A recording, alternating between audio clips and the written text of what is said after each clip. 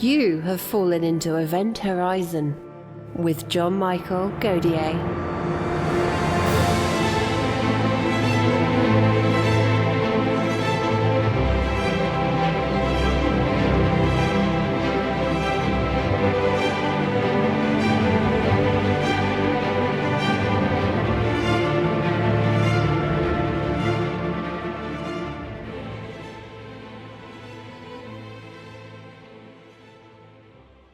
In today's episode, John is joined by Timothy Ferris.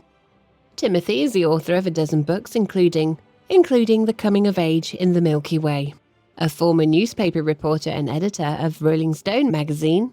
He has written over 200 articles and essays for publications such as The New Yorker, National Geographic, The Nation, and The New York Times.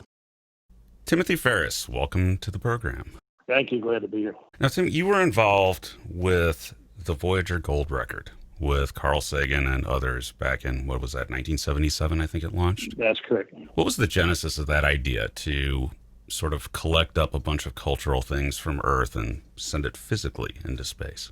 The Voyager Golden Record originated in a conversation between the astronomers Carl Sagan and Frank Drake. The two had put a plaque on a prior spacecraft, a more slower moving one, that was destined to leave the solar system. The twin Voyager spacecraft would be going even faster, do a momentum transfer maneuver at Jupiter that accelerated them to a speed faster than the escape velocity of the solar system. So they are destined to wander among the stars of the galaxy for forever, unless somebody someday comes across one of the two spacecraft and snares it. The plaque was meant to indicate, should anyone ever find that earlier space probe, what sort of people had sent it, had a line drawing on it, and had a coded message showing the approximate time and location from which the spacecraft had been dispatched. So they were talking about doing a plaque, somewhat larger plaque, maybe 12 inches across, for the Voyager spacecraft, which was a bigger spacecraft and could take a little more of this weight. And it occurred to someone, no one seemed to have remembered who, but either Frank or Carl, that you could etch information onto the plaque in an analog form that would contain more information. And they realized they were talking about an LP, about the records, which were the primary medium for music listening and reproduction in those days. And you could just put a lot more information on a record than you could on a plaque. And since it was a music format primarily, naturally their thoughts turned to music. In those days, I used to see a lot of Carl. We'd been friendly for a few years, and he would sometimes stay at my place in New York when he was in town. And I would go up to Cornell University up in Ithaca, and we would hang out. And on one of those evenings at my apartment, Carl mentioned that he and Frank had this idea that they could, instead of doing a simple plaque, they could make a record, and that he'd applied with NASA to do this. And if they got approval, we would need to work rather quickly because the record can have a lot of content. In the end, I doubled the content on the record by recording it at half the usual speed, so it's a 16 2/3 RPM record. But we knew in either case it was going to be a lot of selecting to make a good record. And they did get approval, and we proceeded. I played the role of producer and aided in the selection of the music and some of the other material, not the photos, but all the sound material on the record. And there wasn't a lot of pressure. We did the whole thing in only something like 6 or 8 weeks. And, you know, if you think about it, you really have to make a terrific record if you're in that position, because there's so much great music on Earth that you can't afford to fumble what is really such a slam dunk assignment. We were able to include 90 minutes of music at the halftime format, and also photos and natural sounds of the Earth. At our first meeting about selecting the music, I suggested that we have two criteria. First, that we try to represent music from many different peoples around the world. which was a taller order back in 1977 than it would be today. There was no internet, really no digital music to speak of at all. So we had to physically get copies of everything that we put on the record. And second, that it be a good record. And what I meant by that was everything on it should really appeal to those of us making the record. We didn't want to get into any log rolling political considerations. You vote for this, I'll vote for that. And I think we were aided in achieving that goal by the fact that the record was done so quickly. So by the time the political forces began to wake up to the project, it was already done. We did have a few outside suggestions that were politically motivated, but and we pursued them. We would listen to music they suggested, but in the end, that played no role in the selection. So to the extent that the Voyager record has become popular, I think it has in part to do with the fact that it was handmade by a small group of friends, really, mostly friends, in a relatively short period of time without much outside influence. So it's in that regard, it resembles other creative projects like writing and recording music as much as it does the curatorial function that we were, in fact, carrying out. Now, to quote Dan Aykroyd, send more Chuck Berry. Were you surprised at the public reaction to the Voyager record's contents as far as the music goes? I had hoped that people would like the record, and Carl and I had both assumed that the record would be released commercially sometime right away, within a year or so of the launch, so people could listen for themselves. We weren't going to make any money off it. This is a government project. I've never done anything profit-making with regard to Voyager, but we wanted people to be able to hear what we'd done. But that didn't happen. Back then, the record labels were very concerned about their own identity, and since the music was on a variety of labels, no one label wanted to release a record that included material released on other labels. Sounds odd today, but that's what it was back then. So for decades, really until I guess about 3 years ago, there was never a proper release of the record. I was gratified by the public response. People liked the idea. NASA had been chary of the project. If you look at the press release photos surrounding the launch of the Voyager spacecraft, all the photos of the spacecraft itself showed the side opposite the side on which the record was attached. It was almost as if NASA was concerned that the public should not find out about the record for fear we'd be accused of wasting taxpayer money. Wasn't much money, but nevertheless. So the caution that NASA had about calling attention to the record was based, I think, on a misunderstanding of what appeals to the public. And it was nice then to see that people liked the idea of the record, even if they weren't able to hear much of it in the near term. And now that the record has finally been released properly, I'm happy to say that the public response seems to be positive. Again, now more than 40 years after the record was created. Well, there's something poetic to it, though, this idea that we've recorded a little bit of human culture and it's going to be out there for billions of years and far longer than we will, presumably. So there's something about that. So there's a human aspect. But what about somebody finding this record? Or to put it simply, did you include a needle or anything that someone might use to figure out exactly what this is? The Voyager record carries a cartridge and a needle. They're very light, easy to include, so we did. And a diagram indicating in fundamental time expressed as binary arithmetic in terms of units of time based on the fundamental transition of the hydrogen atom to tell what speed to play the record. So at that point, it's trivial to make the music audible. Now, whether an extraterrestrial would have hearing that was in the same audible range as ours, or whether it would make any sense at all, whether the aliens would have hearing on it, whether they would have a time sense that that would match ours. Try speeding a piece of music up 3 times or slowing it down 3 times. It kind of falls outside of one's purview.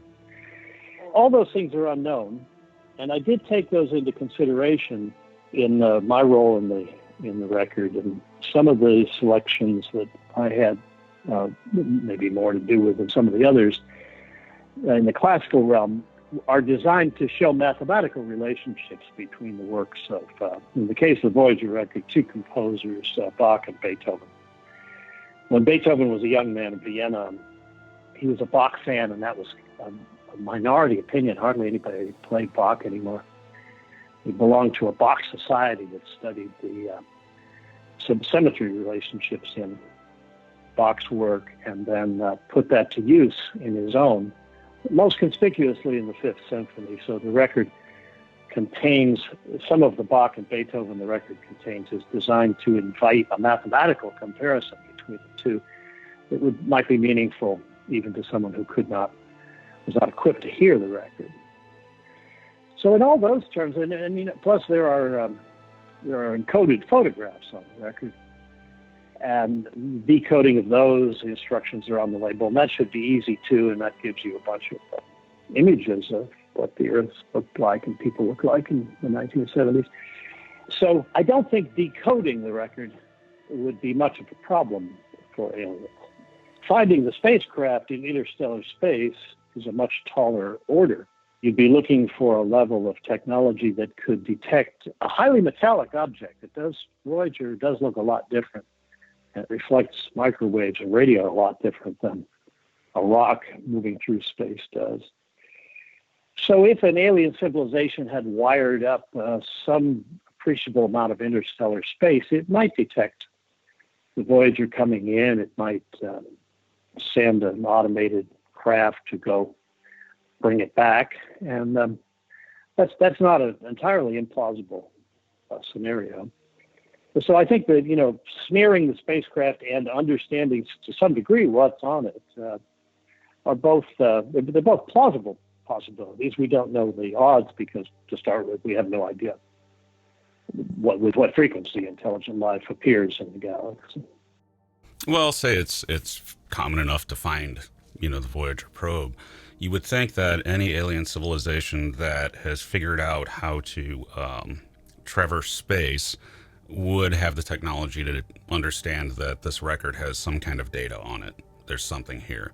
And even if they couldn't hear music like Bach, they would probably see patterns in, the notes and everything else, almost mathematical patterns in the case of Bach. So there's actually a really good chance that they would figure it out. They just might not get it as to why we would, send this, or why it was important to us to send music or anything like that. Or they might understand it completely, and Bach becomes all the rage in the Milky Way galaxy for a time. Now, what do you think the chances are anyone will ever find, just your gut feeling, do you think anyone will ever find that record? Well, or do you think we will go and retrieve it and bring it back and put it in the Smithsonian at some point? Well, I certainly hope nobody goes and retrieves it and brings it back and puts it in the Smithsonian, because the Smithsonian already has a Voyager spacecraft. I assume that several mock-ups were built. And we already know what's on the record, so it would be pointless to bring it back. I don't have a gut feeling about the likelihood of an extraterrestrial encountering the record because I don't have the facts necessary to inform any such feeling. Let me give you a few numbers that bear on this. The number of intelligent species, defined as species capable of having a language so that they can communicate using abstract symbols such as letters and numbers. The number of such species to have emerged on Earth, so far as we know, in its entire history is 1. And 1s are always problematical in determining statistical likelihood. So we don't know whether intelligence is commonplace, hey, it's here, or it's rare, because so far as we know, it's only here. And the great gulf in trying to understand this is not so much space as time. The galaxy is well over 10 billion years old, and I would be surprised if no intelligent species had emerged in the galaxy in all that time. I'm not aware of anything so extraordinary about Earth that would uniquely produce an intelligent species. But one doesn't really know. Once a species emerges into intelligence, then the question becomes, how long do they survive? And in optimistic scenarios, the human species in one form or another could survive and expand across the galaxy indefinitely. There's no inherent reason why that couldn't happen. Or our adventure and technology could come crashing to a halt, and future humans, if they survived, might have as little understanding of the technology in something like Voyager as, let's say, medieval monks in 14th century France knew about how to run the Roman Empire, which is to say, next to nothing. If that sort of thing tends to happen, then the question becomes, well, how long do alien civilizations typically exist? And if that's a reasonably long period of time, then at any given time, such as right now, there might be some unknown number of other intelligences out there. Now, we've always seen ourselves as pretty new to the game, and the reason is that if you think of it in terms of light travel time, let's say that there is a galactic internet that's hooked up to them, and one of the things it does is to watch for new and unexpected things happening. The emission of radio waves from Earth would be of interest to such a network, but those waves have only been traveling out in space for about a century or so. I'll just call it a century for convenience. The galaxy is of order 100,000 light years wide, so it would require 10,000 times the amount of time we've already had technology before the fact that we're here would become clear in radio waves all the way across the galaxy. So we are very new to this. On the other hand, if others have been here and have older technologies, then we might be able to see some sign of it out there. The question that people often ask is, well, since they've never visited Earth, how do you know they're out there? Well, I don't know they're out there, but I also don't know whether aliens have ever visited the Earth. The Earth's more than 4 billion years old. Humans have had language for about 100,000 years. Before our ancestors without language, whatever they saw or experienced would be unknown to us because there was no way for them to even verbally to hand down their traditions. So the likelihood of humans seeing aliens land on Earth and put up a flag and all that are very small. They're of order 100,000 to 1 against.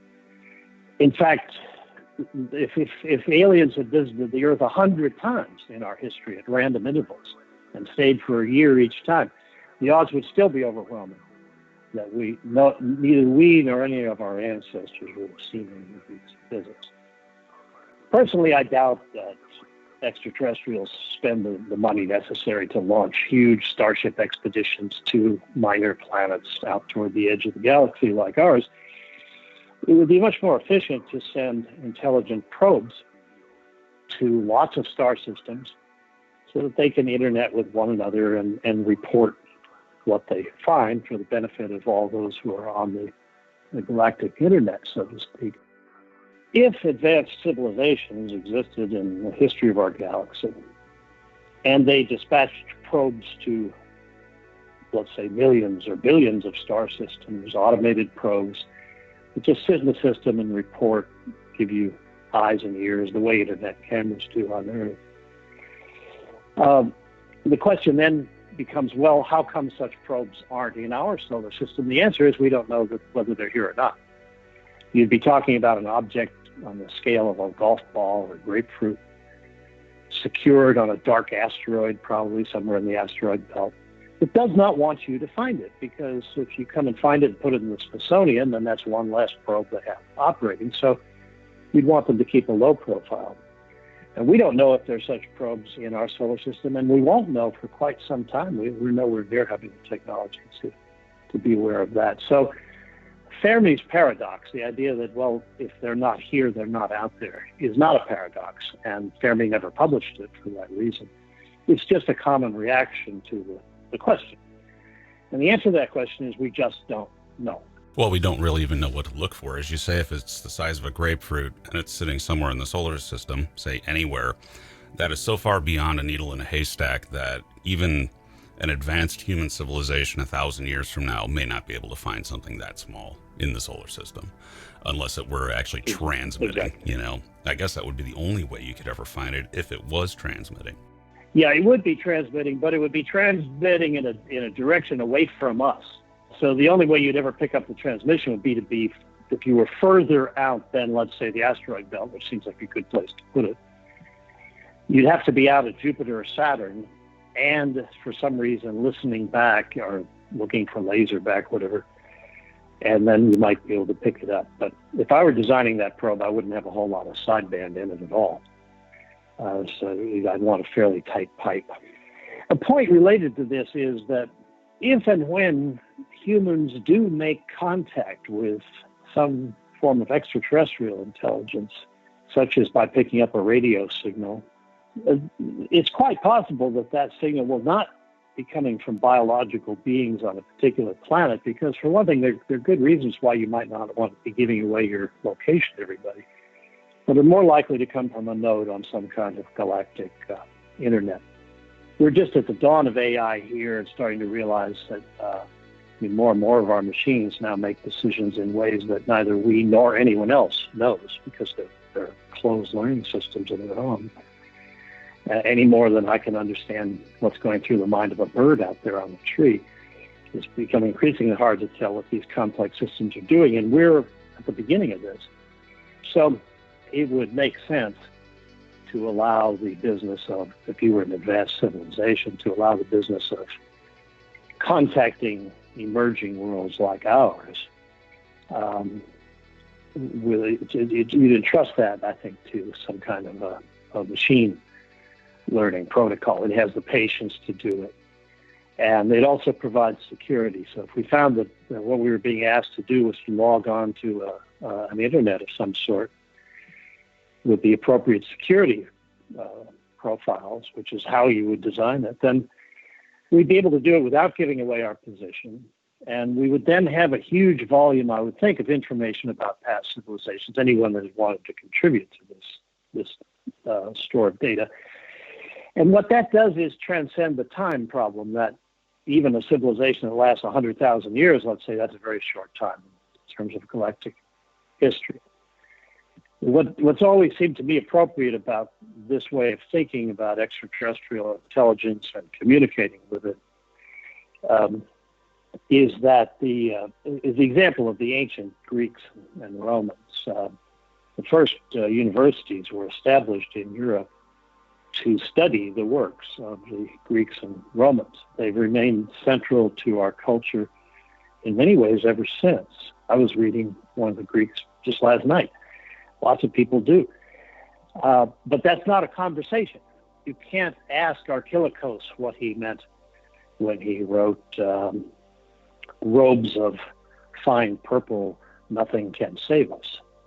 You sort of know what he meant, but we can't ask him because it's a one-way communication. And interstellar communication, because of the long travel time of signals between the stars, would be much more like reading classics in a library than like a telephone call. It's interesting, though, if you think about, particularly with ancient Greek literature, some of it you don't really know the context and you can't really decipher what the writer meant, as you said. But sometimes you can do things like read the Georgics and know entirely about farming, because we still do it. Yes. And there may be such commonalities, yes, among alien civilizations that we share, such as technology. There's only one way to go into space, technology. And you mentioned also, like with the with hydrogen and the Voyager record, that's the hydrogen line. That's also where SETI looks, one favorite area that they look at 1420 megahertz. So these commonalities are probably what you would really use to to communicate with an alien civilization. You would use the language of numbers and science, because if they're receiving a radio signal, they've got to have that in some form. So no matter what, there has to be commonalities, or else you wouldn't even know about the alien civilization. If you had no commonality at all, you wouldn't even be able to detect it. So again, like the Voyager record and a galactic internet, which would serve the same purpose as a Voyager record, it would contain a record of past alien civilizations. You could essentially create a record of the Milky Way galaxy and any civilization capable of science, and then have it there for indefinitely, till the end of the universe, if people kept continually servicing the galactic internet. Exactly. I proposed the idea of a galactic internet back in 1975. It was hard to explain because there was no internet. The term didn't exist yet. But if you put yourself in the position of any alien civilization interested in communicating with other unknown alien civilizations, past or present, although the word present has a rather plastic meaning on interstellar scales, it just makes sense that your design would... you'd want it to have a function of acquiring new worlds, the way, you acquire friends on Facebook, to make a ludicrous example.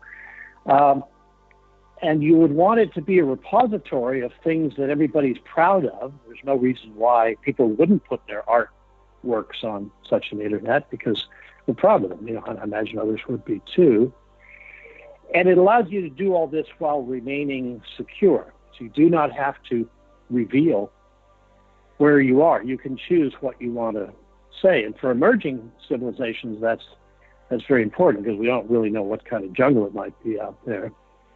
And then finally, it takes over a lot of work. Let's say intelligent civilizations are so commonplace that there are 100 of them in the galaxy right now that are all in touch with one another. They all know that the others are there. In that scenario, you're still better off with a network, because you can communicate through one node the way all networks do, and it can be distributed and available to everybody else, rather than having to constantly run 100 stations on your planet or in orbit your system, each aimed at a different planet, constantly compensating for its location. So I would not be surprised if the first contact we had with alien life was not direct, but was through the medium of machine intelligence. Now, say that we were able to decipher it, and we suddenly had access to this Encyclopedia Galactica. What profound changes do you think that would have on human civilization? Say we found it tomorrow, and some 10 years from now we figured out how to decode it. Mm-hmm. How would that change us? Well, it's hard to say how we might be changed by receiving extraterrestrial signal, but a couple of possibilities I think I can more or less eliminate, because and I mention them because they've been kicked around a certain amount by the proponents of searching for extraterrestrial intelligence, which I'm one. It is not going to do something like cure cancer, and that's just a silly pitch to make. Biology is highly specific. People they're all, their whales have much more concerning diseases than cancer. Why didn't you think about them? And it's just a silly sales pitch. Another such pitch is to claim that contact with extraterrestrials would draw us closer together and thus eliminate war. Now, we have an idea of what does reduce the frequency of war. Liberal democracies, for instance, do. People having control over the countries reduces the incidence of war. Economic success reduces the incidence of war. Being drawn closer together does not. Back in the 70s, when this was being discussed, we had a raging, violent conflict going on between North and South of Ireland, two people that are about as genetically similar as you can find. Ceylon, now Sri Lanka, went through similar agonies. Every war being fought in the U.S. today is an internal civil conflict of some sort. So being close together does not reduce the propensity for war. And so I don't like easy answers to the question of what would happen if we were in touch. And I think that hearing from aliens would have an impact on us that is more like the discovery of ancient literature. in that it's very difficult to predict. When you walk across a college campus, you see buildings built in the Greek and Roman styles. That's because of the history of those universities. It'd actually be very difficult to predict what the architecture at Berkeley or Stanford was going to be based on something that happened centuries ago. I was just reading that the British House of Parliament is not designed in a Greek or Roman fashion, but in Gothic, to signal that the Goths who sacked Rome were actual Democrats and had a liberal agenda compared to the Christians who had turned Rome into a one-party theocracy at that point. So it'd be very hard to predict that if you were around when Alaric sacked Rome in 410 AD. And it'd be very difficult to predict now if we got a signal tomorrow what was going to happen a century down the line. But in both cases, you can see that learning is always good, and that the more we know, the better. And we have a great deal to learn about the universe, and hearing from another intelligent species might be an excellent way to accelerate that learning process. Well, I think one really interesting offshoot of this is look at human history. So imagine you have a von Neumann probe or something sitting out in the solar system that's been there for a very long time. And instead of handing us a history of the galaxy and everyone else, it may just simply acknowledge that there are others out there. It may say, here is the entire recording of the natural history and cultural history of your planet. In other words, here's some pictures of dinosaurs, courtesy of an alien civilization. Mm-hmm. And that's always an option too, which I think that would probably shock people more than the existence of an alien alien civilizations, because we already expect that. They're probably out there. Most people think that somewhere. But giving us information about ourselves would be a completely different thing. Wouldn't you agree? Yeah, that would be funny. We'd be fortunate if they're paying that much attention, but it's always possible. The Earth is a beautiful planet, and we now know that there are lots of planets out there, but how many will be like Earth is hard to say, and no two planets will be identical in any event. So there's, I think, one way to look at this is that a century or so ago, the great achievements of science were still primarily being taught as discovering underlying symmetries in nature. So the diverse motions of the planets, for instance, all turned out to be explicable by the laws of Newton and Kepler. And the clockwork was the metaphor for sort of 19th, early 20th century science. And we tend to talk about the universe in this odd way as if it were an object in our hand that we were trying to measure. But, people ask questions like, is the universe finite or infinite? So a slightly different perspective on this is just to say that the universe is phenomenologically infinite to any observer. That is to say, no matter how great your technology, you can have wired up your entire galaxy and be burning the energy of 100 billion suns and carrying out vast architecture projects and exploring other galaxies, the largest scale technology that you can imagine. And everything you learn will still be only a tiny and phenomenologically infinitesimal amount of the knowledge to be learned about the universe as a whole. Sure, you'll understand the physical laws and everything, the laws of information and many other things, and you'll have maybe had the example of many different species to compare, understand life better. But the way the universe is built means that nobody ever gets to access more than a small fraction of the information, because there's just so much going on out there. There's just so many sites at which things can happen. And ultimately, the expansion of the universe will prevent your extending your empirical knowledge beyond some X number, a finite number of stars and planets and galaxies. So we live in an open, unbounded reality. And to me, that's good news, as they used to say, what if hell were just a small room? What if the whole universe were just a small room? That would be a very different way of living.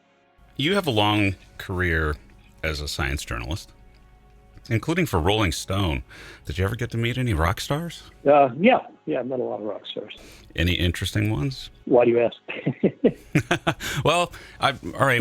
Well, sure. Well, yeah, I can give you, Bob Dylan's one of the most interesting people alive.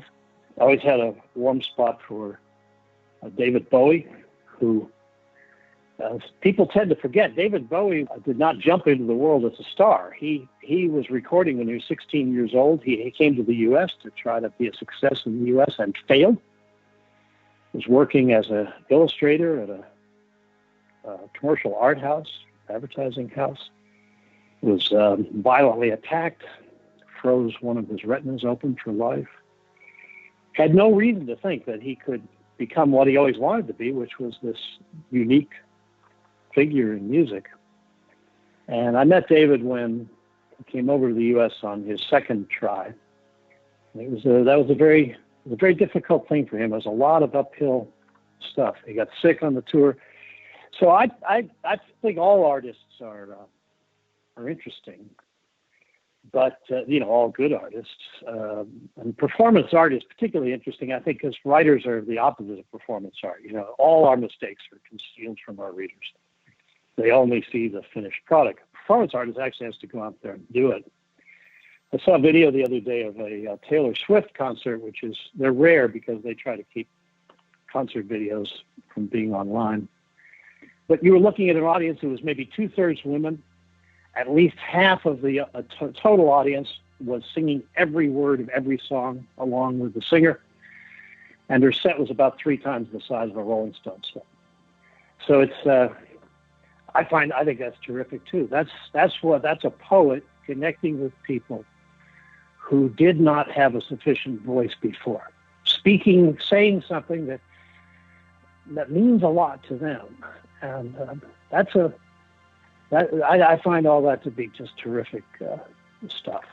And for those who don't like it or put it down, you really ought to get out more.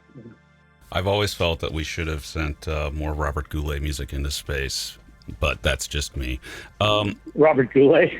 Yes, put Robert Goulet on the tape deck when next time we launch a car into space. Let's make it a 85 Chrysler LeBaron with Robert Goulet on the tape deck. Do you think David Bowie would enjoy the idea that his song was playing on the stereo of that car that Elon launched into space? Sure, he loved that stuff. David loved space, and he had a pop take on it.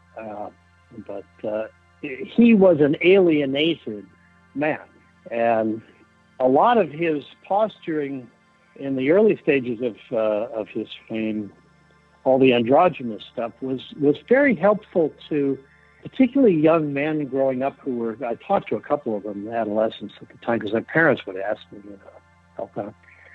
They were concerned about their sexuality because you can say, look at that guy, right? It's like the Mark Knopfler song about the 2 blue-collar guys, and looking at the picture on 40 TV monitors of this rock star. Look at that guy, right?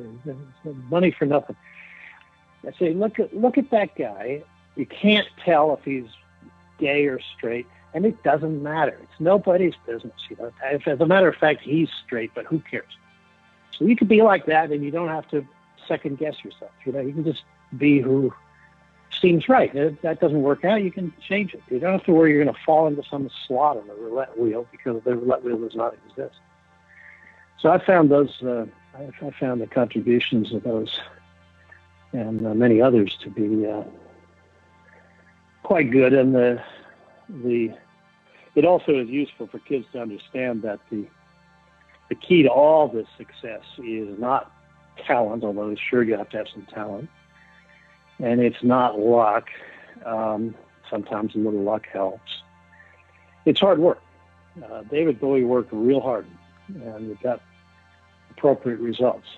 Bob Dylan has just released an album that anybody would be happy to be able to make at any stage of their career. If anybody had an opportunity here to just say, well, I'm just going to relax now. I'm off tour until the epidemic is over.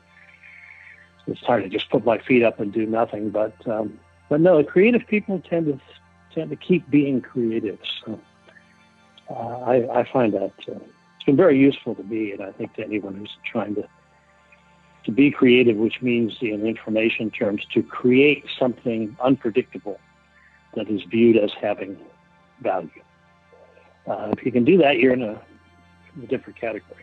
Yes. Could you ever stop writing? You know, it's anybody that's creating anything is doing it for a higher purpose than simply making a living. You do it because you enjoy it, or at least one hopes that's what most people do. You don't have much. Yeah, it comes down to, do you have a choice? You know, creative work doesn't give you much option. It finds you as much as you find it. And I was just reading an item this morning that Dylan gave a song to Joan Baez, loves this four-letter word. And a couple of years later, listening to her recording, he complimented her and said, "That's a nice song," and she had to remind him that he'd written it. That's a lot of creative force. Well, but when you're Bob Dylan and you write so many songs over a lifetime, I think he can be forgiven for forgetting a few, especially since people would take his songs, you know, All Along the Watchtower being a really famous example, where Jimi Hendrix took it and turned it into essentially a different song. So it was different than Dylan envisioned. Yeah, it's got the bones. But I think one of the problems with having kind of ubiquitous media in which you can click up a picture of anybody and see some fifth-rate thing that somebody's written about them is that you get so busy categorizing people that you forget just how complicated and diverse people are. I saw this morning that people on social media were arguing over whether Clint Eastwood actually had said that he was going to vote for Biden because, well, they thought they knew all these things about Clint Eastwood. He's like this, he's like that. Clint Eastwood is a jazz composer, beautiful pianist. He's a lot like Dylan. They're about the same size. They're both bird-boned and astoundingly alert. But people never stop to think we're talking here about a major creative artist. We're not talking about somebody who I had a poster of once. So the disease of our times, and one of them is a tendency to imagine that you know more about people than you do. And that's why it's so easy to be angry with one another, because somebody says one thing and then everybody thinks they know everything about them. You see that all the time in ideology. The phrase is, "That's all I need to know about." In the case of the comment I saw, Thomas Jefferson. That's all I need to know about Thomas Jefferson. Let me tell you something. You could read nothing but Thomas Jefferson your entire life, and you will not know all you need to know about him. It's just a silly concept.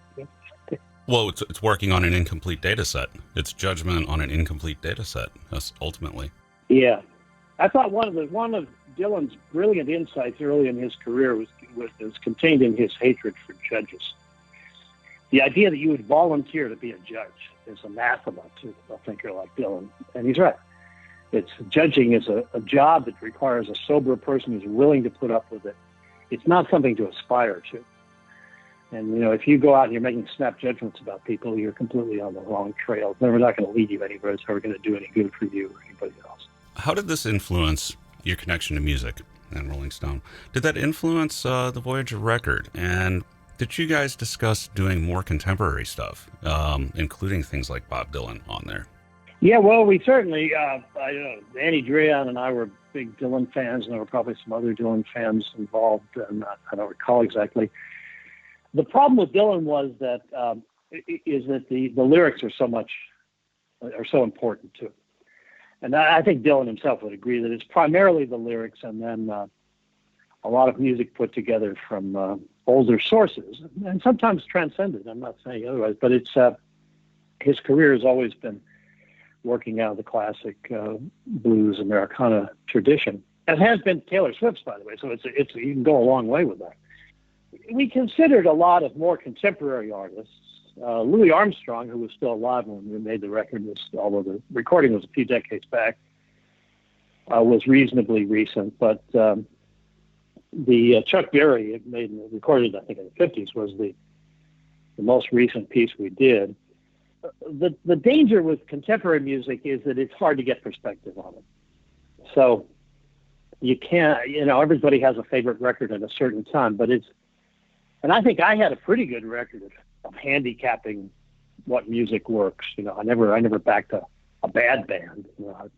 So you have to be careful about really contemporary stuff, because how are you going to judge whether it's of lasting value? And Dylan, we did talk about him more than once, and I would have loved to have a Bob Dylan record on, but it was tough to get even one rock record on the one rock song on the record. And in Dylan's case, you're dealing with a brilliant lyricist, but those lyrics are not likely to translate. Doing a somewhat more traditional musical thing, and we felt that Chuck Berry would be better for that, because Chuck had done a lot to invent the form he was playing in. He'd written a song about the career of someone like himself, and it just had the kind of exuberance that we felt would represent rock music pretty well. But there's been an entire book called The Vinyl Frontier, written by a music fan who, in a nice joking vein, but he mentions a lot of obscure bands that he would have preferred to put on the record. And I don't think that they're bigger artists than Chuck Berry, but I won't be the judge of that. Somebody somewhere else in 100 million years might be. It's the strangest thing. This show emanates from about 3 miles from Chuck Berry's lifelong home in Missouri. Oh, yeah. And just all kinds of local stories about the Rolling Stones and things like that going out to visit him here. And do you envision, let me ask you this. We live in a completely different era than the 1970s as far as space exploration goes, because we now have companies like SpaceX and Elon Musk and this idea of privately sending people into space, but also this idea of sending private probes, perhaps. At some point, do you think there will be a repeat of the Voyager record, an update sent out of our solar system, perhaps on a private spacecraft? Sure. Yeah, somebody might well do another Voyager record of some sort.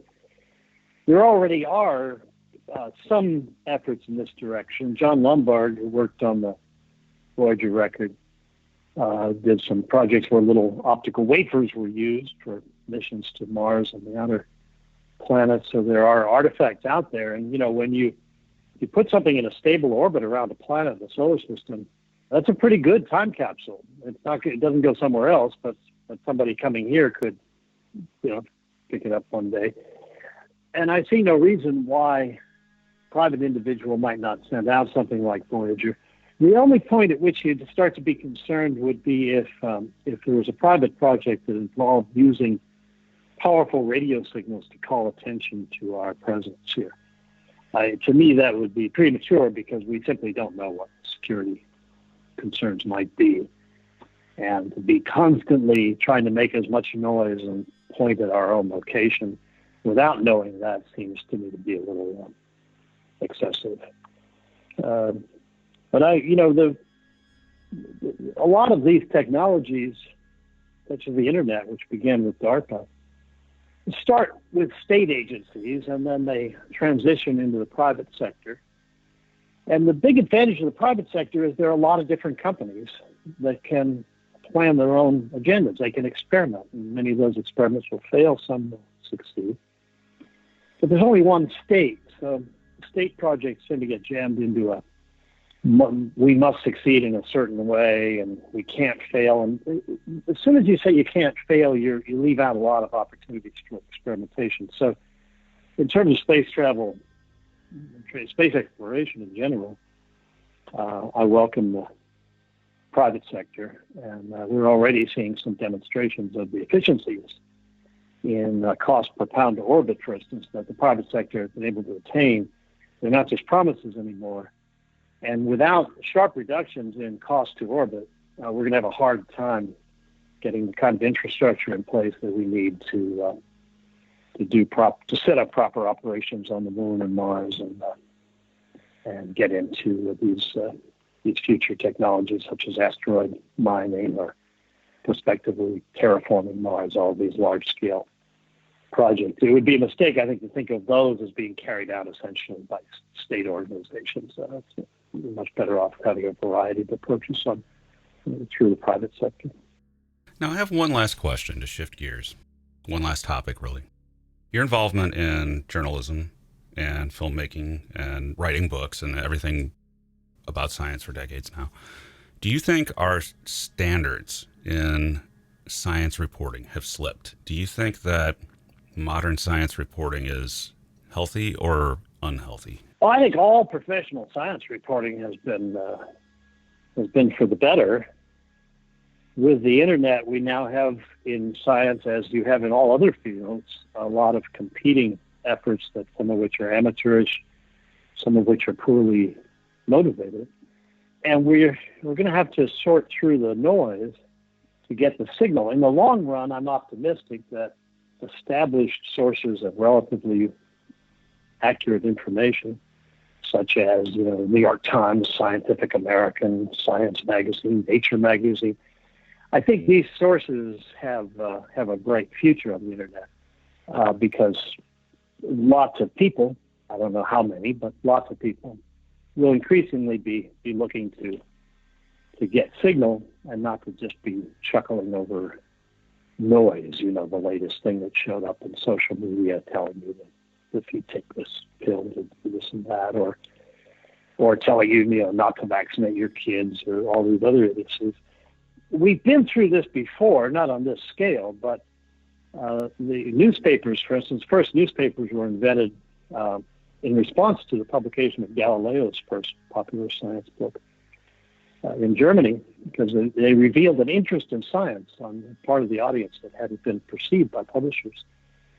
In the U.S., we had a scurrilous history that lasted more than 100 years of very cheap tabloid newspapers, typically owned by political candidates and designed to promote their position and not much concerned about facts.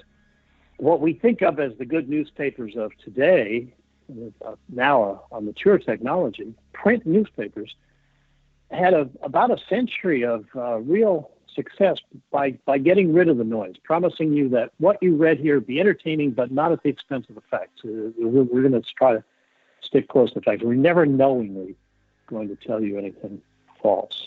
Now with where everyone can publish everything, you have more exploitation by people who are not concerned with facts and simply want to make money or to gain influence. And it's always depressing when this happens for those of us who are concerned with facts. And you're seeing some of that in science writing. But I think in the end, the people who are fooled are the people who are getting fooled before.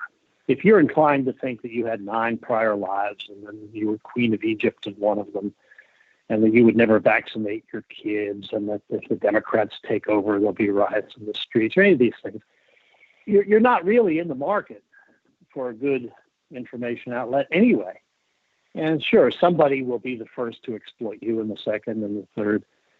But it's your own responsibility to demand from yourself the effort that's necessary to get quality information, and you'll have to pay a little bit for it. You pay for quality and everything else. You pay to have quality milk in your refrigerator in the morning. You buy a book. You hope that you're trying to spend it on something that will give you a quality experience, even if it's that might just be a good history story or something. But you have to represent your rights. If you just sit back and watch whatever floods in, as a lot of people I see that basically repeat whatever they heard on the car radio that morning, then you're going to you'll suffer the consequences of that, which are many. So I think science is such a great story. It's why I've spent my career so much in science, because it's the best story in my opinion, and it's where all the novelty really comes from outside of the arts. And it's not going to stop being a good story as long as we continue to carry out the scientific enterprise. And accurate information about it is always going to be valued. And we see a lot of people doing that, by the way. If you look at YouTube now, for instance, there are just more and more good videos about solid science, and a lot of non-science people have those, and they've been learning from them. So I don't think that the future of the news media is dim, even though people have been writing it off for decades now. I certainly don't think the future of science journalism is dim. It might be that the majority of humans at this given time or at any given time are more interested in hearing a pleasing fantasy than a perhaps less pleasing fact. But you don't have to capture a majority. A majority of people don't have to listen to Bach or look at Rothko paintings. They just have to be happy to live in a society in which they have that opportunity. Some of them will take it, a lot of them won't. It's a great mistake to think that the only way you can succeed in the world is to get the mighty power of the state or something to involuntarily get everybody to change their ways. We now know, as a matter of historical fact, that that's not the case. That what makes the most money, produces the most human happiness, and alleviates the burden of not just poverty but also war the most nearly, is to allow people to be maximally free, make up their own minds. And when you're in a world like that, and you see somebody who's, it's the position of being a scientist, you don't want to be like a priest. You don't want to stand there as a science person and say, oh, that poor fool is just going off in his boat to drink beer with those friends of his. If only he was paying more attention to science. It's none of your business how he spends his time. Let him do what he likes. You do what you like. That's the way society should work. And enough people like science that the world we're in now, if you just look at medical science and the search for a vaccine for the pandemic, has access to resources that are unbelievable. They are stupendous. If you look at the budgets of these efforts, the world could not have done anything like that 100 years ago when we had the last great pandemic, or 50 years ago when we had 67 years ago when we had the polio epidemic. The resources were so modest by comparison. So as a society, we have put titanic amounts of money behind science and technology. I see no reason why we would stop doing that, or why there would always be some subset of people like, Dennis Overby at the New York Times, who devote their careers to trying to give you as accurate an account as possible of something fascinating and maybe important that's going on in science. So no, I don't have any complaints on that front. All right, we are almost out of time, but I wanted to ask you, and there will be links to your bibliography and documentaries and everything in the links below, but I wanted to ask, are you working on anything currently? At the moment, I'm setting up to do some YouTube videos on, there'll be some on scientific subjects. Initially, I'm going to do some political subjects about, try to clarify some things about which there are widespread misapprehensions, such as what does the word liberalism mean? And so I'm doing that. I have a novel I've been working on for a couple of years. Not sure whether that's going to work out or not. Yeah, I think that's about it. I'm still doing some work, but I turn 76 in a couple of days from now, and I don't work 12, 14 hours, 7 days a week the way I used to with the thing. All right, Tim, thanks for being with us today, and I hope you'll come back someday. My pleasure. Thank you. Good luck. Thanks for listening. I am futurist and science fiction author. Wrong channel. No, it's not. Thanks for listening. I am futurist and science fiction author John Michael Godier, currently hosting Event Horizon and wondering where Anna actually came from. One day I had a tablet computer, the next I had a boss. Very disturbing. And be sure... And that's enough of that. YouTuber forever! Like, subscribe, and hit the bell! Sell out. What?